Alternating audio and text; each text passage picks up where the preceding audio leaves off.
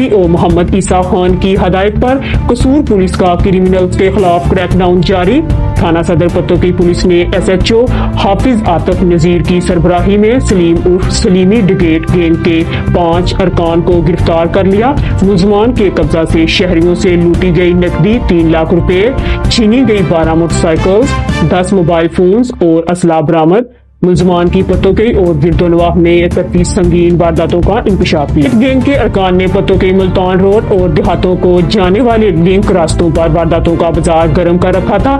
تھانہ صدر پتو کی پولیس نے جدید ٹیکنالوجی کو بروئے کار لاتے ہوئے گرفتار کیا۔ مزید تفتیش جاری۔ ڈی پی او قصور محمد عیسیٰ خان نے کہا کہ تھانوں میں سائلین کی درخواستوں پر ایف آئی آر کا اندراج اور مظلوم کی اطلاع رسی نہ کرنے والے پولیس افسران کے خلاف کارروائی ہوگی۔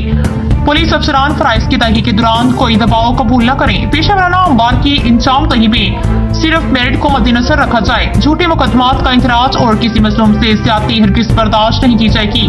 ان خیالات کا اظہار انہوں نے سرکل افسران اور ایس ایچ اوز کے ساتھ کرائم میٹنگ سے خطاب کرتے ہوئے کیا۔ ڈی پی او قصور نے ایس ایچ اوز کو سختی سے ہدایات کی کہ تھانوں میں لوگوں کے مسائل حل کریں، میرٹ پر تفتیش کریں، انصاف فراہم کریں، شہریوں کے ساتھ خوش اخلاقی کے ساتھ پیش رہیں اور کسی شریف شہری سے بدسلوکی ہرگز برداشت نہیں ہوگی۔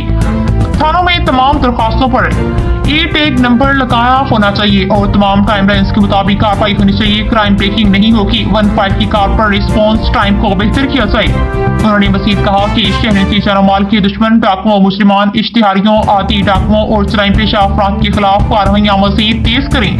جرائم اور لاکنت کو سختی سے کچل دیا جائے اور کسی کرمنل، مجرم، اشتہاری اور جرائم پیشہ عناصر کو سر اٹھانے کی اجازت نہیں دی جائے گی۔ تمام زیر تفتیش مقدمات کی تفتیش جلد از جلد مکمل کر کے چلان عدالت میں جمع کروائیں۔ اسی طرح ہر تفتیشی افسر اپنے مال، مقدمات اور پینڈنگ فورس بھی جلد از جلد جمع کروائے۔ کرپشن کی معمولی شکایت کو برداشت نہیں کیا جائے گا۔